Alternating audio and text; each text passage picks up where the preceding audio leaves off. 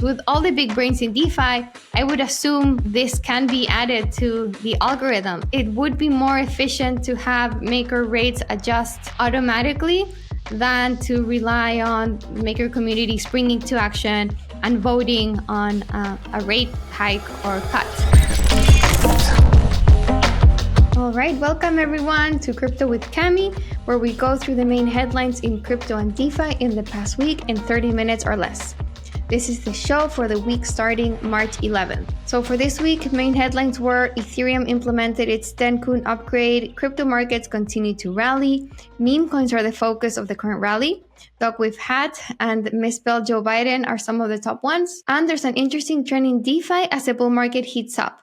Rates are spiking. I'll dive into DeFi rates because this key measure of the cost of money has far-reaching implications. So the first thing to note is that lending and borrowing rates have been climbing in DeFi all through this year. It used to be that DeFi lenders weren't offering much more than treasuries, with T-bills yielding around 5%. Well, those days are gone, as stablecoins in DeFi are yielding between 15 and even topping 20%. So here into the block, you see these charts of stablecoin lending rates. Everything is spiking in the past couple of months, way above 10% rates. So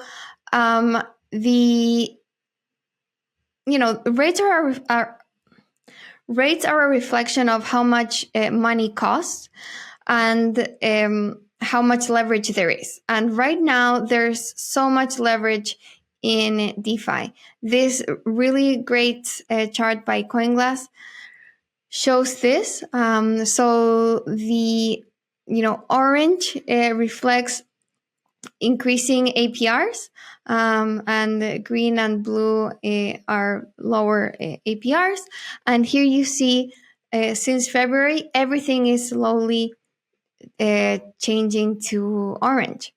So like I said, rates are a reflection of how much money costs, how much it costs to borrow money, and how much you are being compensated for depositing money and indirectly lending it out. So the reason why yields are higher now is because there's more demand for money in DeFi. And that's because traders believe they can borrow money and make more money with it.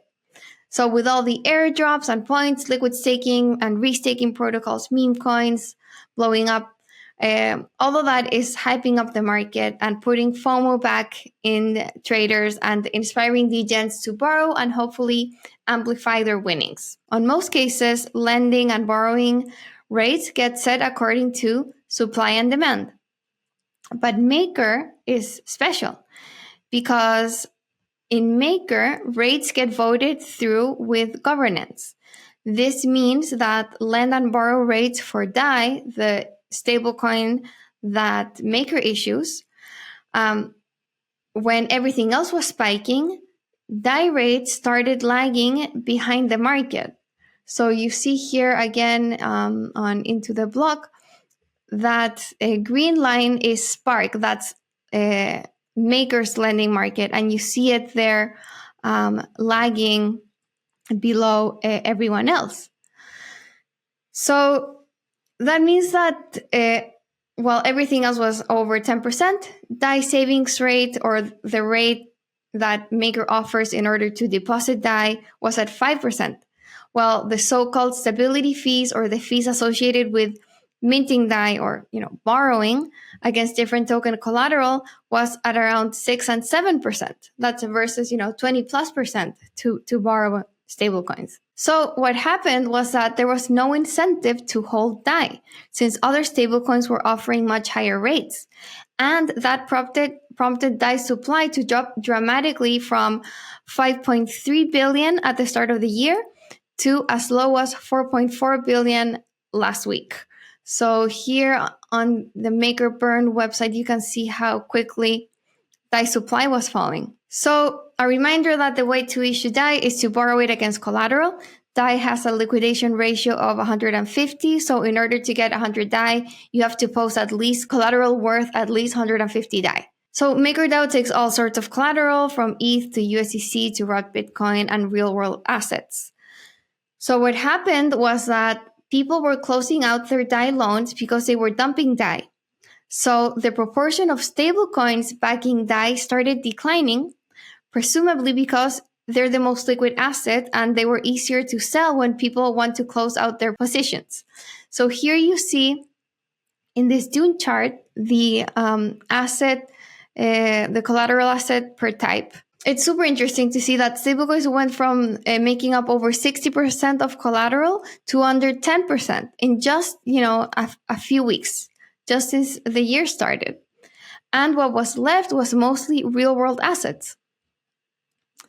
So the MakerDAO community sprung into action and approved a proposal to hike rates.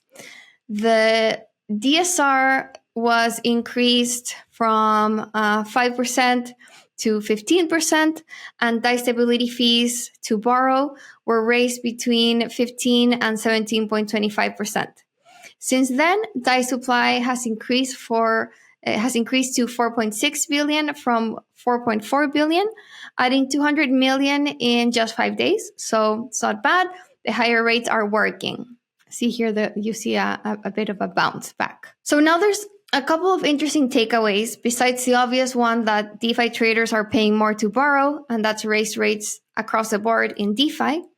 It's also interesting to note about Maker that one, it relies on humans to coordinate and vote in order for its rates to align with the broader market. Meanwhile, other lenders like Aave and Compound use algorithms to determine rates in real time. So I asked Twitter why this is the case and got a few interesting answers. So Rise.eth said, in other platforms, there is indeed a market where one borrows the asset from another user. There's a counterbalance where the interest rate can be determined by supply and demand. In Maker, there's no counterbalance. The borrowed assets are freshly minted by the protocol. So MakerDAO works more like a central bank. It issues DAI against collateral. It's not really a lending market. There's no borrower on the other side. I would counter, though, that Spark is Maker's lending market. So there you can find lenders and borrowers. So presumably Maker could have some sort of algorithm that took into account the supply and demand on Spark to determine DAI rates. And then Sam McPherson from Phoenix Labs, which continues to Spark, said, this is easier to do when there isn't an excess of demand for holding the stablecoin as a currency. Since 2020, DAI demand has been much higher than demand for leverage, so you don't get that on-chain feedback mechanism readily available.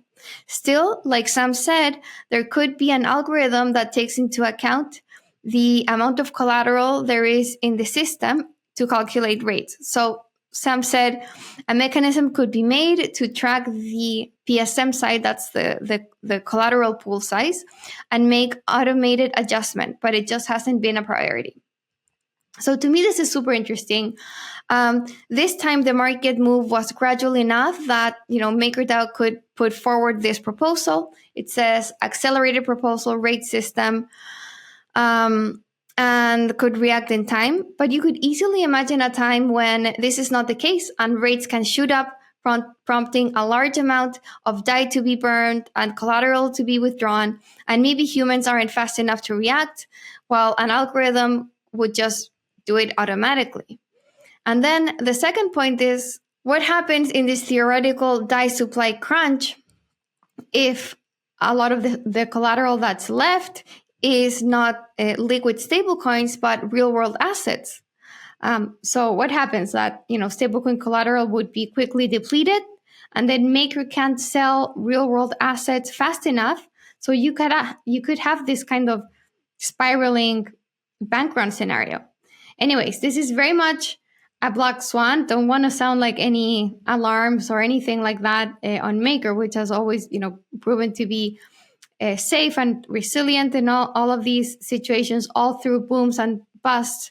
So far, this human-centric approach works. There is something to be said maybe algorithms don't take into account many other factors that Maker wants to optimize for. It is a special situation where this is more of like a central bank than a lender. But in any case, with all the big brains in DeFi, I would assume this can be added to the algorithm.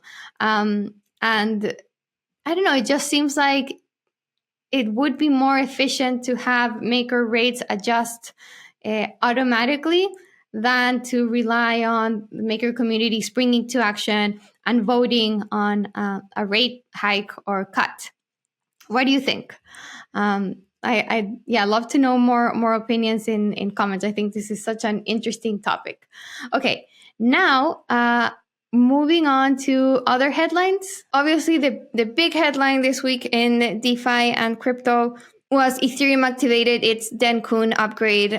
It went by really smoothly, and it really brings in a new era for layer 2 scalability, as the main thing that this upgrade does is it dramatically reduces layer 2 costs.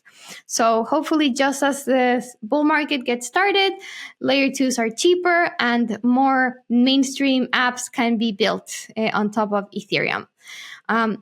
It's interesting to note, though, that this EIP 4844, which is the one to bring down layer 2 costs with something called blobs or binary large objects. And I won't get into all the technical specifics here, but this EIP was not the only one to go through. Apparently, Dencun was one of the Ethereum upgrades that had the most EIPs baked in.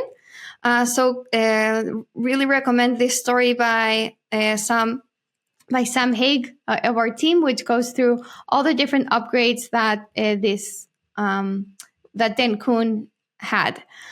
Next up is obviously, more price action. Bitcoin soared past 72,000. On the ETF front, Grayscale filed for a mini Bitcoin ETF, like a mini GBTC. And this is, of course, as it's seen billions in outflows from GBTC because it has the highest fees out of all of Bitcoin ETFs. So mini GBTC would have lower fees and be more competitive with other ETFs. Also, markets related, AI tokens continue to outperform. The combined market cap of AI tokens is up 800% in 4 months. Meme coins are obviously another big point of focus in this market. Dog with hat is one of the main ones, and this is a Solana-based meme coin. It's just a meme of a really cute dog with a hat. I can see why people want to get behind this. It's just incredibly cute. Anyways, this community raised almost $700,000. They raised $690,000, exceeding their $650K goal to put Dog with Hat in the famous Las Vegas Sphere. People were worried this is definitely looking like a top signal, but there you go. There are no limits to how far memes can go. Next is the Aevo Airdrop happened this week. It debuted its token with a $3 billion valuation. And another token lots of people are looking out for is the EtherFi token launch. So EtherFi is one of the biggest restaking protocols. They have moved up their plans to launch a token. So they had said that they would release a token in April, but this week we learned that they moved it up to March 18th. So heads up on that. Another project that's heating up is Thorchain, this really OG crypto project that facilitates cross-chain swaps. It has been plagued by bugs and exploits and hacks, but it launched a lending market. The mechanics are super interesting. Really recommend reading our story to learn more about it. And with this new lending feature, its Rune token was up 70% in just 1 week.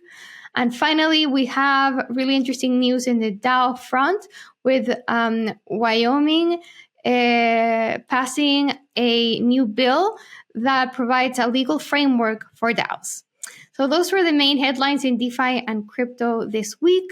Let me know what you thought about them. Let me know what you think about MakerDAO's rate system, about the increasing leverage in DeFi, and see you all next week.